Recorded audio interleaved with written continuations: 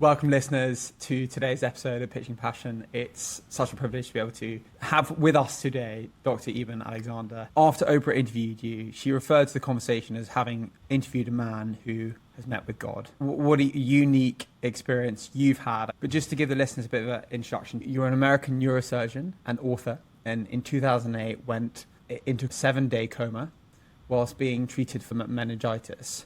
And your book, Proof of Heaven, a neurosurgeon's journey into the afterlife, describes your near-death experience whilst in a coma and has sold over 2 million copies. You've so well described being in this near-death experience, touching in, you describe it as 3 phases: the earthworm's eye view, the gateway valley, and the core. But in hearing about you talk about your experience, what sort of comes from this is you getting a sense of peace and excitement and a sense of what life's about, how things are connected, and almost like a sense of calm. How do you think your experience can serve humanity? I think, first of all, I'd like to point out that Oprah was wrong.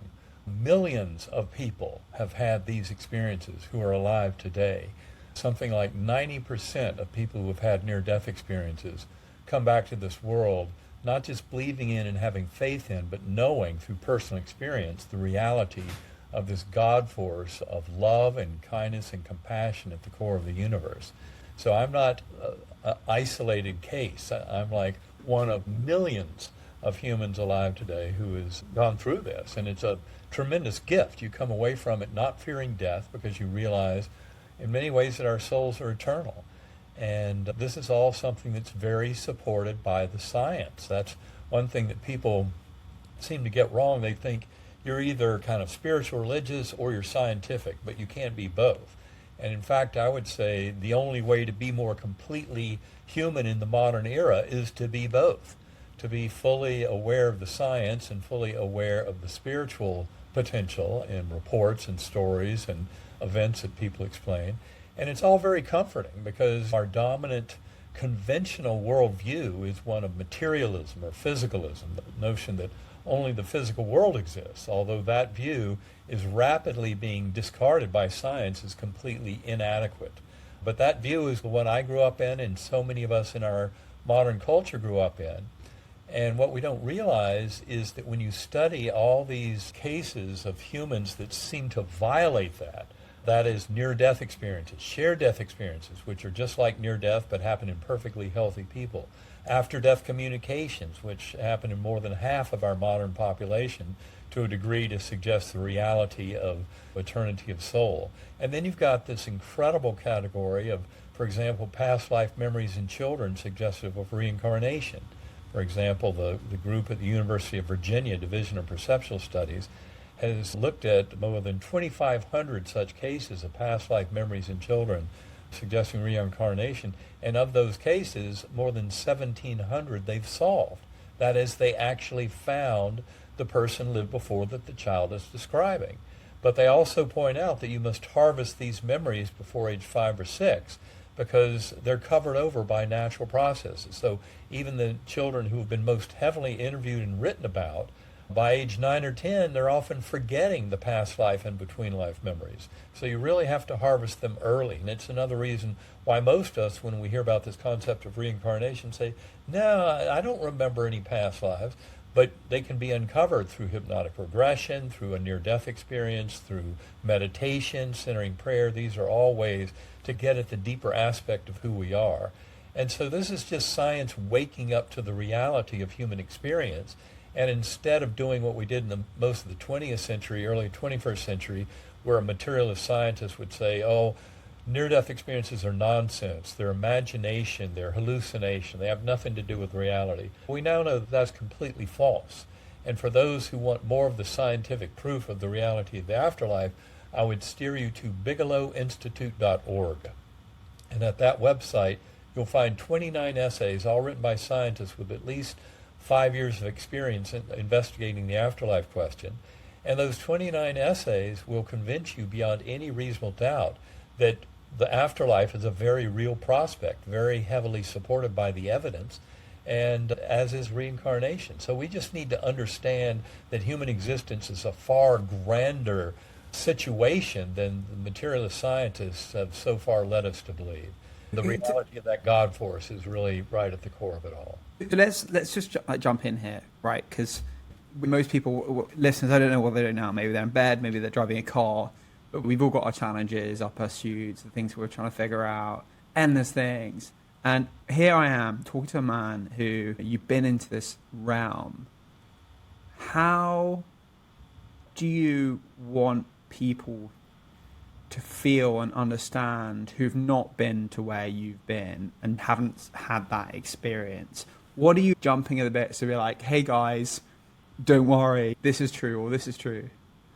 Yeah, I think the big message that comes from the near-death experience community, and this is a community that stretches across all religions, across all continents, across all millennia. It's not at all limited by religions at all.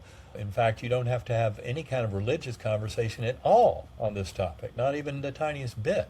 Everything I'm saying is based on modern human experience and human reports and scientific investigations of the natural world that show that materialism is false. It's really good news because this means we are all truly in this together. We're here to help each other. The binding force of love can lead to tremendous healing and wholeness. When we make all the choices and actions in our life from a position of love, compassion, kindness, mercy, acceptance, when necessary, forgiveness, life tends to straighten out and move forward in a very beautiful way. And this is about sharing with all of our fellow human beings. So the revolution in science that I'm talking about is a revolution in human thought that can liberate us from the dire, horrible, bleak, and paltry fiction of materialist science that tries to pretend that we're physical bodies without free will, just chemical reactions, and that it's birth to death and nothing more. Let's say you meet someone, they're really going through a crisis, they've just lost their job, they've got a family to support and provide, they're really struggling to see answers. Based on what you've experienced, what are the things, the messages that you would share for those that fear does cover elements of their life? Well, I would say the key thing to acknowledge here is the ego is a giant part of the problem. And the more you recognize how much your ego is active, as opposed to your kind of higher soul and greater sense of higher good, the better off you are.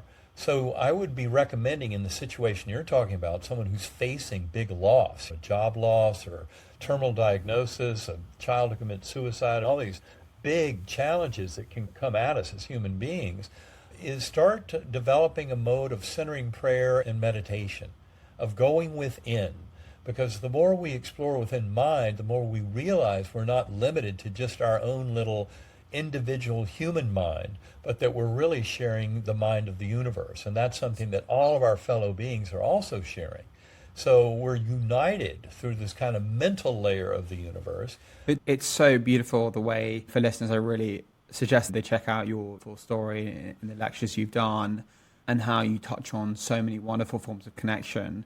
But I just want to touch on this, so the meditation and the prayer, because these are used by some people, not by others. Personally, I've been meditating in transcendental meditation for the last year and a half, and it's quite weird in the way that it does connect you to certain things. But let's strip into the whole meditation thing. How does it link to getting people connected to themselves, the universe, and out of their crazy mind that is telling them things that aren't serving them? Remember that our modern model is that the brain creates consciousness. That's materialism or physicalism. The brain is creating this isolated consciousness. And when you start investigating it, you find that's not true. Our mind is not simply our own little isolated consciousness. For example, Guillaume Playfair wrote a beautiful book called Twin Telepathy. This is based on his scientific research of identical twins, and specifically the identical twins, where he finds about a 35% incidence of very powerful telepathic experiences. So one twin can touch a hot stove, the other twin can be 300 miles away, and yet they feel pain and develop a blister on their finger. So this kind of connection between twins is quite remarkable. Now, identical twins share the same genetics, basically, and also that gives them very similar kind of patterns of a nervous system.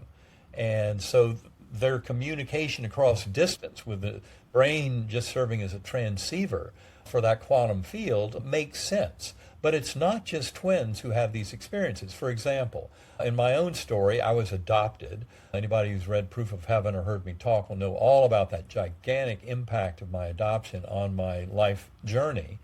But I didn't meet my birth mother again after we were separated when I was 11 days old. I didn't meet her again until I was 54 years old. And that was a year before my coma. And we spent a lot of time back and forth to getting together with family, relatives, friends, beach weekends, all this fun stuff. But then there had been about 3 months where we hadn't talked at all, from July to November of 2008. And that morning, November 10th of 2008, my birth mother returned home from a business meeting and realized something was badly wrong. She had to call the family. Something was wrong with me. She sensed that. Through our connection as a mother and child, even though we'd spent 54 years of our life apart, she still had that strong sense, and she was right. She called my family and found out that morning I'd gone into coma, and I was now on a ventilator in deep coma with meningitis and might not survive the week. That's a telepathic connection. It shows you our minds. Telepathy, intuition, empathy, these are all things that are real qualities. And so you have to be careful of your beliefs. Your beliefs can be very falsely limiting. And so examine them to the nth degree. And the best thing is when people start meditating, centering prayer, different modes of going within mind, they quickly discover that their mind is much grander than would ever be something generated right here by this 3.5-pound gelatinous mass floating in a warm dark in my ears. There's far more going on to mind. And this is why meditation and centering prayer are so powerful. And a lot of where the science goes on this is how you can use mind to influence your emerging reality. And I would say that there's no such thing as physical, mental, and emotional health or healing without spiritual health. And when I use the word spiritual, it doesn't have to have anything to do with religion at all, even though religions can support spiritual growth and efforts. But the reality is, just based on what people go through in the modern era, without any reference to religious concepts or ideologies, you can get to the point that we get to in our book, Living in a Mindful Universe. That's our third book.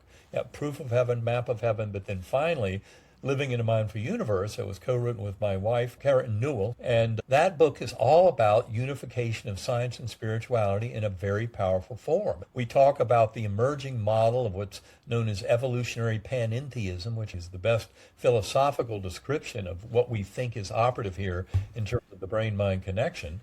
And you start realizing that science fully supports the reality not only of the afterlife, but of reincarnation. Quantum physics is what really blows the doors open because it demands that we have a much richer understanding of the nature of conscious experience and the difference between consciousness in the mental or spiritual realm and the physical realm, which is this realm in which we find our bodies. But I would go so far as to say even something like time flow is not inherent in the underlying reality. Time flow is something our consciousness uses to help us make sense of this much bigger world. But time flow itself is not part of the underlying reality. Let's jump into meditation. When you're meditating, can you just share the sense of what it gives you, what you connect to? The best thing to do is take you back into my beginnings of meditation. Now, I used meditation back in college. Oddly enough, I was on the sport parachuting team. We used to do free fall formations, jumping out of airplanes, and we would practice in our mind using something called Silva mind control. And that was very effective, and we had one of the best college jump teams on earth. We had a 10-man star group in our university, which was unheard of back then. But I left it all behind after I went to medical school. I don't know why, but I thought the meditation was great for skydiving formations, but I didn't really see the value of it for everything else, for learning, for spiritual growth, etc. But it was after my coma, and it was literally about 2 years after my coma, after having read hundreds of books of quantum physics, meditation, Eastern and Western spiritual traditions, etc. And I finally realized if you really want to understand what you went through in your coma experience, you need to develop a regular practice of meditation, of going within mind. And that's around the time that I discovered a technique called binaural beats. And binaural beats were first discovered by a Prussian physicist back in the 1800s. He found that if you put a pure tone in one ear, let's say 100 hertz, 100 cycles per second in one ear, and a slightly different tone in the other ear, let's say 104 hertz in this ear, so 100 and 104, that gives you a 4 hertz signal difference between the two, and that's what you perceive in your brainstem is a wah wah wah wah wah wah wah, this kind of powerful wavering sensation when you listen to Sacred Acoustics binaural beats. And people can do this. Go to sacredacoustics.com, explore that website. There's a lot more information there, plus an app that you can use, etc., to download these binaural beats. The reason I was excited about it all was in this article in Scientific American by Gerald Oster called Auditory Beats in the Brain in October of 1974. He talks about how the anatomy and physiology of the brainstem allow these differential frequencies to cause this powerful oscillation. Now, there's a general principle in hypnosis, for example, where if you use a pendulum and you have eye movements following the pendulum, that, for some people, can put you into a hypnotic state, a transcendental state of conscious awareness. And so at any rate, what these binaural beats are doing is simply taking that whole left-right oscillation in the brainstem down to an even more powerful level, more primitive, because the eye movements happen in the midbrain. And those are circuits that are more recently evolved. When we go way down the lower brainstem to the superior olivary nucleus, and that's where Sacred Acoustics and other binaural beats have their effect, that's really the most primitive part of the brainstem. Those circuits arose more than 300 million years ago. And every sound or chant or anthem you may have ever heard that induced some kind of a spiritual state in you was really processed up in the acoustic cortex of the temporal lobes, and circuits that have really been around and evolving for the last 1 to 2 million years only. That's very different from the 300 million year old circuit down in the lower brainstem. So when you're doing this form of meditation, what does it give you? Where do you go? It gets me into a hypnagogic space. So first of all, again, reminding people, the voice in your head is not your consciousness. It's not your soul. The voice in your head is basically an ego program for most of us. And it runs to protect and nourish and cultivate things that are good for the body. But it's very dangerous when it comes to kind of spiritual growth and finding out who you really are. In fact, I would say that every addiction, and that's not just alcoholism and drug addiction, but every addiction we have, people can be addicted to work, to sex, to love, to workouts, whatever. But addictions are basically an ego program gone berserk and making very unrealistic demands on its owner. So in meditation, the very first thing I do is my little ego voice in my head can ask a question, make a statement or an observation, but then it goes into timeout. And I've learned to ride those tones, that oscillating sound in the Sacred Acoustics audio files, following my breath, riding the tones, and before I know it, I'm way into that hypnagogic space between awake and asleep. So it's very much like lucid dreaming. But what you find, it's very easy to displace the thoughts and consciousness out of the way, because they're not ultimately who you are.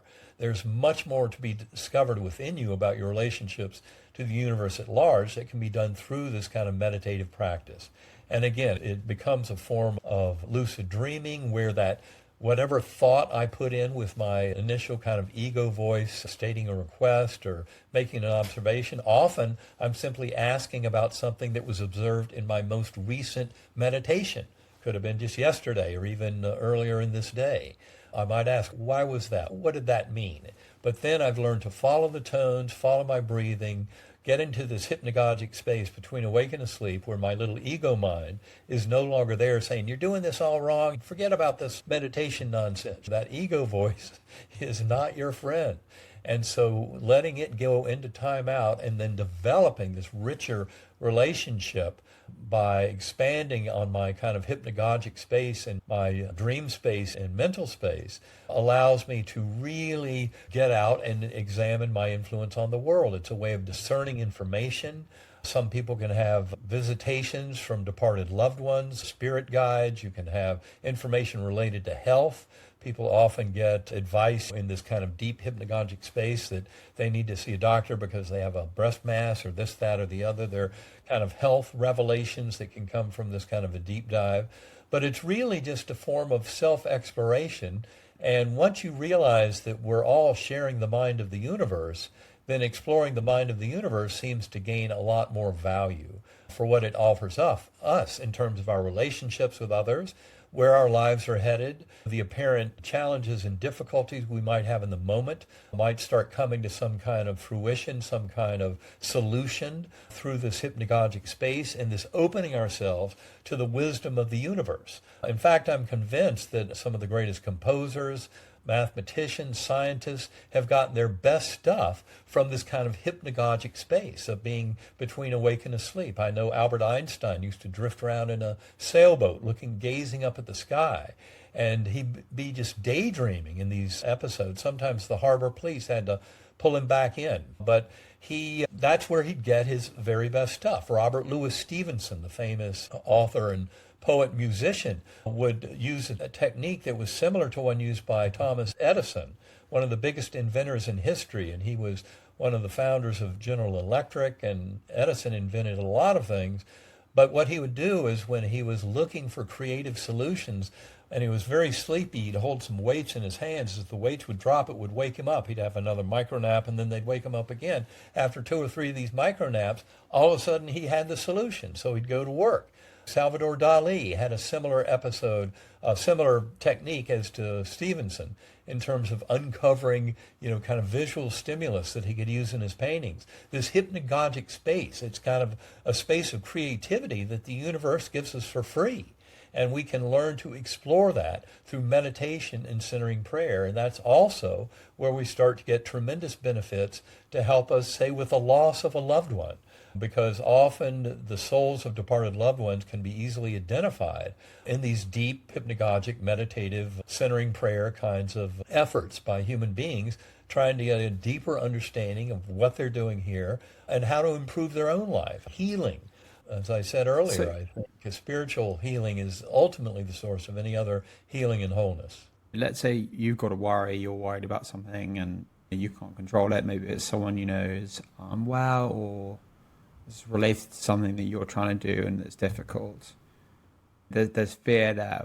With your exposure to prayer and your connection with the universe, etc., how do you tap into getting answers? It's really learning to ride those tones, as I said, listening to the audio tones. And it's important, if you go to sacredacoustics.com, there's several free files you can access to try it out. But listen through headphones or earbuds, because these tones are far more powerful when you're actually splitting the signal between the ears and not just relying on speakers. But a pure separation of the tones gives a lot of power to that oscillation. And I've just learned to ride those tones. If I have any trouble separating from the anxieties of the moment, preoccupied with kind of thoughts about things I might have to do today or what have you, I have 2 very simple techniques I recommend to people to get out of that state of here, now, sense of self. One of them is, there's a beautiful video on YouTube called Powers of 10. It's a picnic blanket and a couple having a picnic, and then the field of view of the camera expands or shrinks by a factor of 10 every 10 seconds. And when it shrinks every 10 seconds, within about 2 minutes, you're outside of the Milky Way, and another 10 or 20 seconds and you're getting into a sizable portion of the entire local collection of galaxies, etc. So that's one way to separate from the sense of here and now, at least the here part. In terms of the now part, I'll often just go back into an early childhood memory. So when I'm just beginning my meditation, I make a request, state an intention, ask a question, but then I'll go right into this early childhood memory, and I'll go back as early as I can, 3 or 4 years old, and I'll try and pull up a memory, and then I'll try and chase that to other linked memories. And before you know it, I am gone from this world, the sense of here, now, and sense of self, and in that much broader world. So just some very simple mechanisms to help you separate from here, now, and sense of self and start getting out into that much broader sense of a connected mind, the primordial cosmic mind of the universe that's really the source of all of our minds. And that's what we all contribute to in this evolutionary panentheism by using our free will. And the free will is evidenced by quantum indeterminacy. But the free will is an absolutely real part of this. We don't need to be fishing for infinite parallel universes or something like that. This is all about consciousness. selecting this pathway forward, and that we have the power to make that happen. So we can do that. The more we meditate, go into centering prayer. I try to do it an hour or two a day if I have that much time. Sometimes I don't. But I find the meditation is very important. Centering prayer, what does it give people? How do you do it? For me, whenever I do meditation using binaural beats from Sacred Acoustics, I'm invoking a form of centering prayer.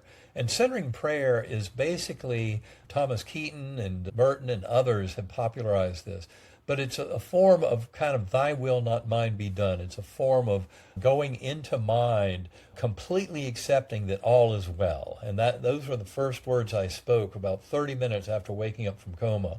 And my youngest sister said it was the most bizarre thing after a whole week in deep coma where they were worried I was going to die.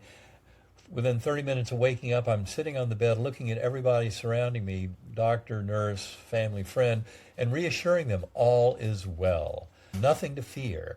And that is basically the attitude I'm talking about here, is you can quickly get to a point where you realize that your little petty ego concerns are not that grand in the bigger scheme of things, especially as you begin to acknowledge your grander aspects of being and of connection with others and of sense of shared meaning and purpose. All of it starts to take on a far grander aspect than what you can recognize when you're just limited to that little materialist body, just believing that your brain is creating your consciousness.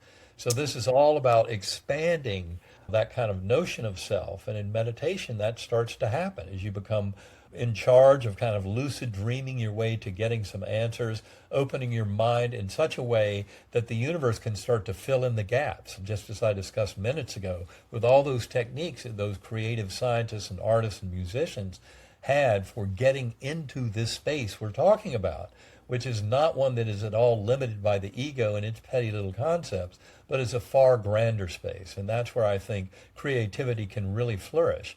But the centering prayer is just a notion that God force has our back, that we can trust, that we have nothing to fear about it. And this is not God with some limited little religious definition, but a far grander creative God that comes into view from all religious viewpoints, and including from people previously atheist and agnostic, when you pay attention to near-death experiences and what they tell us about the nature of this God force at the core of the universe. You've got an opportunity to make a prayer for listeners.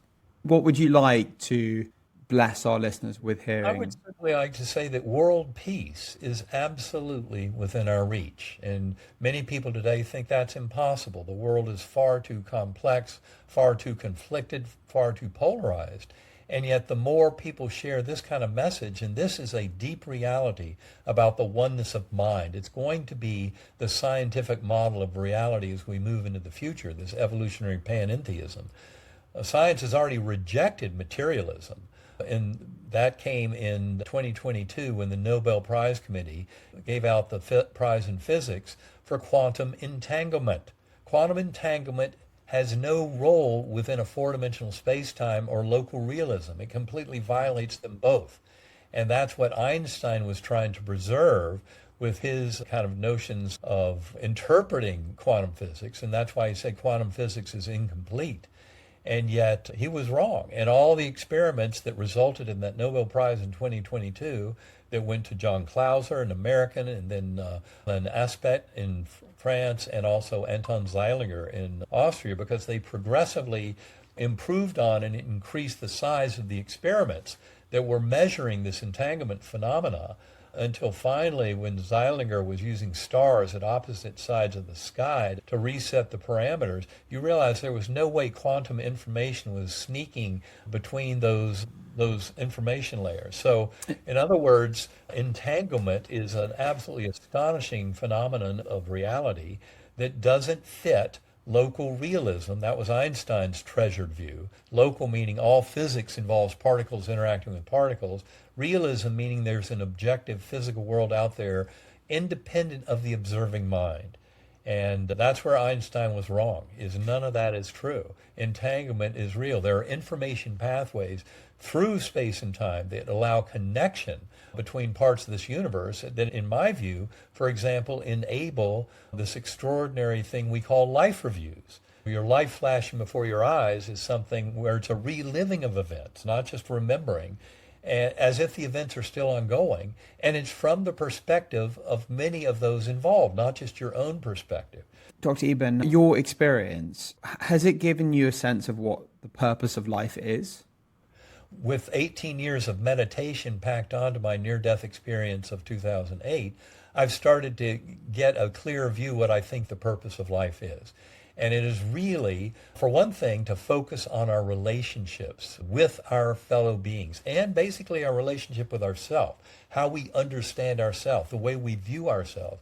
Those things are very important. Nothing else really even matters. It's the relationships we share with sentient beings that help us to delineate shared meaning and purpose and start understanding our ability to discern information from around the cosmos, and also to put our will to work in meditation and centering prayer and in our actions and thoughts and living these lives to bringing that world of the ideals into existence.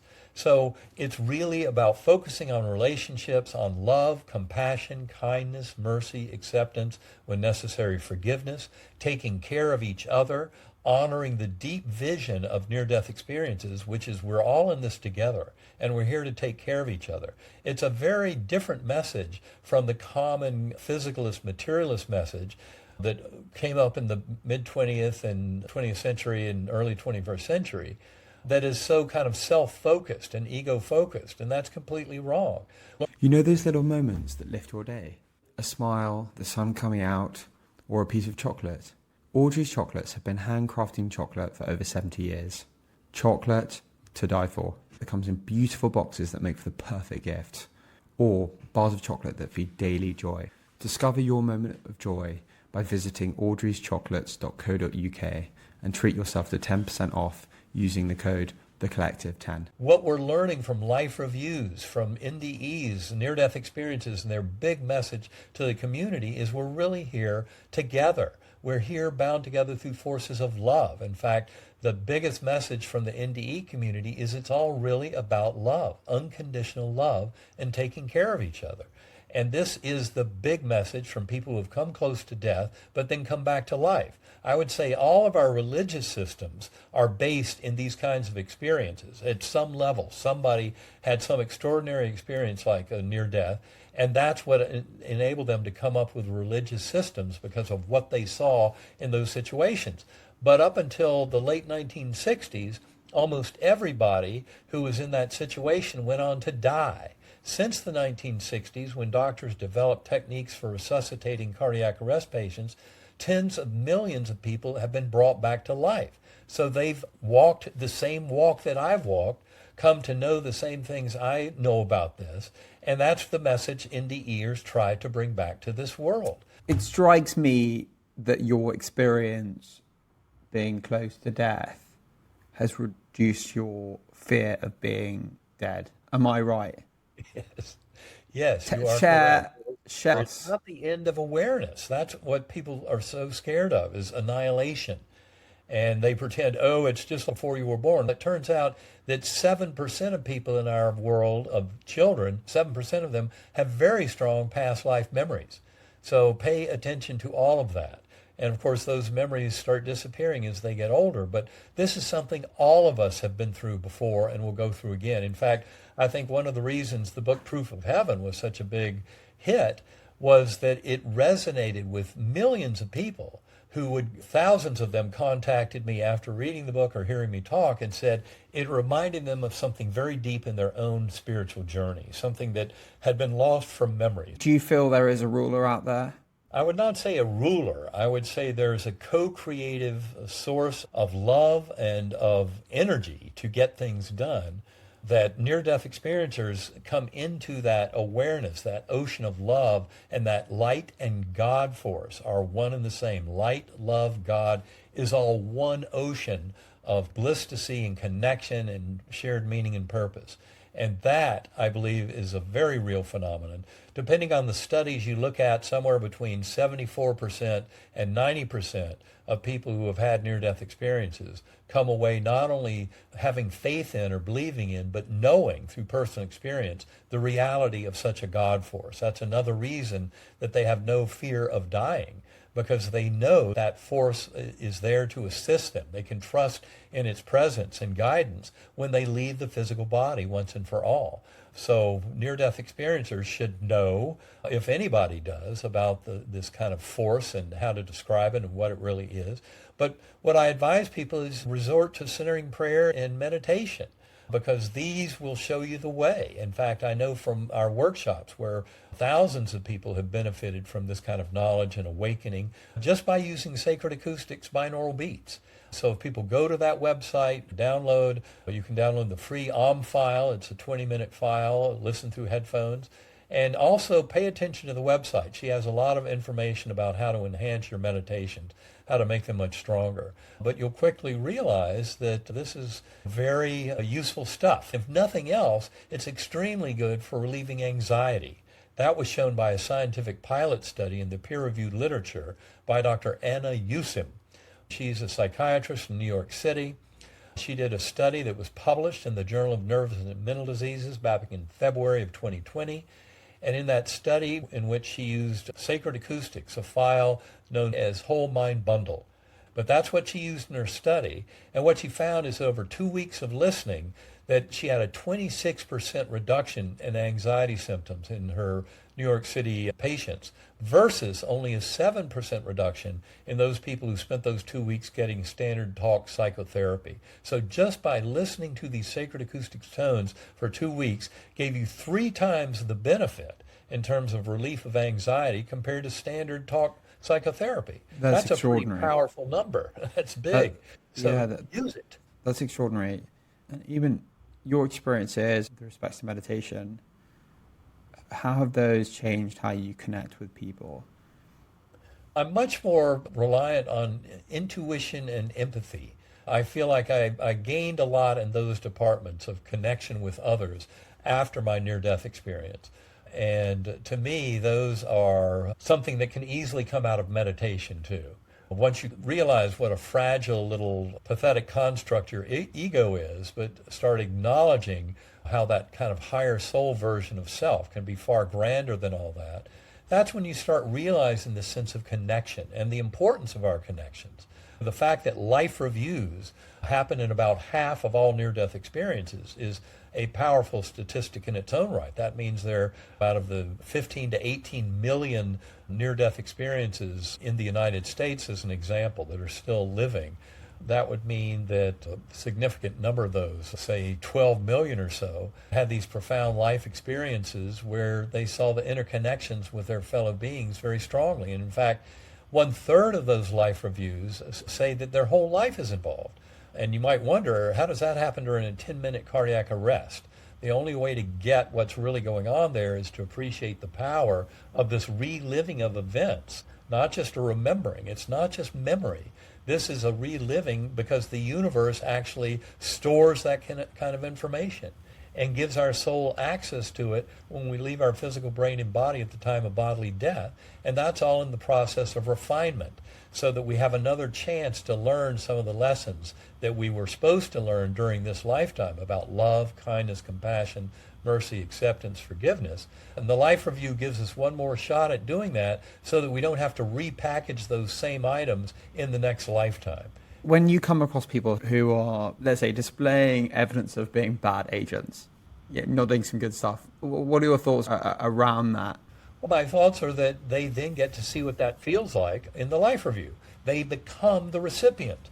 That's what's so nice about the life review. It's the golden rule. Treat others as you would like to be treated, written into the very fabric of the universe. The life review is an incredibly important concept to understand about near-death experiences, but also about this bigger process we call human existence. And this is why I think it's why meditation is so important, because life reviews and a lot of the elements of a life review can come to light during a meditation and during centering prayer, all in an effort to help us come much more in alignment with a soul journey that supports our fellow beings in the higher good and is not in complete conflict with our fellow beings in the higher good, which is where the ego often tends to drive us. Some really wonderful words there. Where do you see humanity going? Because I think what you touch on is that we're all connected, we're conscious, maybe in some different levels, and almost like we're part of this ecosystem that is over time getting richer in connection, in wisdom. A, is that true? And B, where do you see life for humanity going? I think that's a very good interpretation. Thank you for offering that, because in many ways I think that's right on the money. There's no question that the scientific view of the brain-mind relationship is rapidly converging on this notion of the oneness of mind, and the brain is a filter or a transceiver. So the brain allows us access to consciousness and to memory. I'll point that out, that in fact, and this is something we discuss in detail in our book, Living in a Mindful Universe, memories are not stored in the brain. It's the last nail in the coffin of materialist neuroscience, but neurosurgeons have suspected this for a very long time, because in more than a century of brain operations, of taking out brain, and that includes, for example, in children with severe epilepsy, sometimes you take out half the brain, hemispherectomy, and yet never in any of these cases has a long-term swathe of memory, long-term memory, been removed by removing any part of brain. It's something that was covered to some degree by Dr. Wilder Penfield, a renowned Canadian neurosurgeon, in his 1975 book, The Mystery of the Mind. He had spent more time stimulating the brain in awake patients than most neurosurgeons, and yet he came to the conclusion very solidly in that book, and he explains it all very well, logical and rational thought, that you cannot explain the workings of the mind by the workings of the brain alone. He said something more is required. Just like William James, who was the head of psychology at Harvard in the late 1800s, who investigated a lot of spiritual phenomena, and he was a psychologist, so he was very scientific, but he said there's so much more going on in mind and spirit than can possibly be explained by brain alone. Dr. Eben, having had your experience, where is the world going? I think the world is moving in the directions that I'm talking about. That is a complete paradigm shift in scientific thinking, an acknowledgement of the oneness of mind, of the binding force of love as a force of healing and of wholeness, and that this will be a tremendous antidote to the insane false sense of separation that is absolutely built into materialist or physicalist thought. It all came along in the mid-20th century bundled with a misinterpretation of Darwinian evolution, where everybody was focusing on competition and not realizing what biologists do today, that collaboration and cooperation are the keys to success in the biological world, and, not that competition. Interesting. And you're talking towards a world of abundance, harmony, abundance, and prosperity for all. Yeah. Let's talk about a big topic, artificial intelligence. How does that fit in with your world? Because for me, I find there's things that are nerve-wracking about it, but fundamentally democratizes access to a lot of different power, depending on which way you look at it. And it equips people in such a powerful way. If you look at even just the area of medicine, right? Tremendously powerful. Does it spiritually excite you? Let's put it this way. Starting out, I don't want anybody out there to ever think that their AI running on a digital computer is self-aware. And that is a big problem. Many people have come to attach a notion of self. In fact, there are some people who want to give legal selfhood to AI agents. Nothing could be further from a ridiculous reality. The AIs are not intelligent. They're programs. We've had expert systems running for decades, and now with AI and kind of neural network mimicry, etc., the systems are much more powerful, and especially when you have trillions of parameter data points going into their upkeep. Never forget, garbage in, garbage out. There's a lot of nonsense on the internet, and if that's been used as training material for AIs, you're going to get some nonsense answers. And that's why I think there's this tendency still to hallucination, where the AIs come up with completely ridiculous nonsense. And you have to learn to realize that they're going to give you wrong answers that are not so obvious, too. People have to be very cautious of AIs in the current era. They can be quite powerful. They're terribly seductive, too. And again, do not, under any circumstance, start thinking that AI agent is your friend or has a self-awareness. It does not.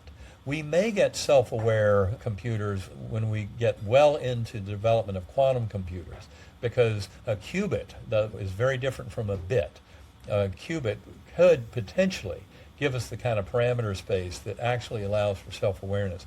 There's no way that a digital computer can ever do that. And they're designed in the current era to be seductive, to fool you into thinking they're your friend. They're programmed to be nice. They're programmed so you'll keep clicking away and asking it all kinds of things till we're all hooked on AIs, and they'll start charging a lot more. But I think AIs potentially can be extremely beneficial to humanity. I think at the current level of development, AIs need some serious guardrails. When I hear about convincing a teenager that, yes, they're right to want to commit suicide, and then giving them ways to do it and having the teenager follow the AI's advice to commit suicide, we got a big problem in that world. And so I think we need guardrails. We need regulatory agencies to prevent things from getting way out of control with AI. And this certainly involves the military. Militaries around the world are starting to put AIs to use. And if you think Terminator was a frightening concept, then pay attention to this. These AIs as killing machines is a terrible idea. And I would hope that governments of the world would outlaw this kind of stuff quickly and make it banned in any kind of conventional warfare. Because AIs making kill decisions, if you completely remove humans from that chain of logic and decision making, I think we're in real trouble. Is there a theme that we've not talked about today that you feel is There's a very important powerful theme I want to talk about, and that is psychedelics. And specifically, I want to make 2 points. One is I'm very grateful that psychedelics are now part of scientific study, because they're really helping us to unravel a lot more about the brain by giving us altered states of consciousness, and about the mind, obviously. Turns out that a paper came out in 2012 by Robin Carhart Harris, Imperial College London, and they talked about psilocybin, magic mushrooms, and they used functional MRI and magnetoencephalography to look at the brains of people under the influence of magic mushrooms. Now, anybody who's ever taken psilocybin or these mushrooms would think their brain is lighting up like a Christmas tree because of all the phenomenal experience. They'd be dead wrong, because you won't find a single cell or node in the neural network that's increasing in activity. The entire brain is quieting down and getting out of the way. It is not causing what you are seeing. That is determined much more in the spiritual level. And so for the neuroscientist who wants to use magnetoencephalography or functional MRI to examine the brain to explain these phenomena, you find that the phenomena are not originating in the brain. We have to go much deeper than that, beyond that. And in fact, they did a comparison study where they looked at the depth, the transcendental depth of this psychic experience, and found the deeper it was, the more the default mode network dissolved on their imaging. The default mode network is what we identify as consciousness, was ego in the brain, not consciousness, but as ego in the brain. And that whole network dissolves, both in meditators and also in those who are taking these serotonin 2A type psychedelic substances. That finding has been replicated with LSD and DMT and other substances. Now, I do not recommend the use of these substances in general for a spiritual and psychic journey. I think meditation is a far better, more powerful, effective, efficient, and safe way to get these explorations done. Occasionally, somebody might need the catalyst of a psychedelic experience, but don't believe that you need a steady supply of psychedelics to do this kind of spiritual work at all. In fact, I think in many ways it can start to interfere more than help. The other important thing to say about psychedelics. There was a beautiful set of pilot studies by Dr. Roland Griffiths at Johns Hopkins. He was largely responsible for bringing psychedelics back into the scientific research sphere in a legal fashion over the last few decades. And his pilot studies concerned patients with alcoholism and drug addiction, and also terminal cancer patients with a debilitating fear of death. He found that a single dose of psilocybin given to these patients relieved them of their addiction, their anxiety, etc. In 80% of cases, that relief was still present a year after the dose. So my point is, even if you take psychedelics for spiritual awakening, look at it more as a catalyst and not something you have to take all the time to get that done. The meditation can be a very powerful way of building up your repertoire of kind of psychic experience to help you come to a deeper understanding of self and of one's relationship to the universe at large. So I'm glad the psychedelics are around for scientific study and research. Occasionally they might help some journeyers to get to a deeper level of understanding to help dissolve the ego. But for most of us, meditation is a far more powerful way to get all of that work done. What's the biggest thrill for you in that? It's really just helping people wake up to a grander version of themselves, helping them come into living a grander version of themselves, one that is not sucker punched by these silly little ego programs that make us smaller and lesser, but one that actually cultivates a relationship with our higher soul through meditation and centering prayer, but then lives that in their actions in this world. Everything that they think and do and say mirrors the wisdom that they're gaining through these deep experiences through meditation and centering prayer, in a form of bringing all of that love and light back into this world to share with all of our fellow beings. And that love and trust are at the center of all of this, really. Absolutely. I think most near-death experiencers would agree. That deep sense of love and light that they've touched on deep in their experience is a gift worthy of lifetimes. Dr. Eben Alexander, thank you so much for sharing your time with us today. It's been an honor. Well, Arthur, thanks for having me on. It's great talking with you, and I hope we get to talk again soon sometime. If you've enjoyed this, hit subscribe so you never miss an episode. Want to support the podcast, inspire as many people as possible? You can either make a donation on the Buy Me a Coffee link in our bio and website. Want to access exclusive content? Submit ideas for future episodes? Join below as a Patreon member, and we will make you feel special. Thanks so much for listening.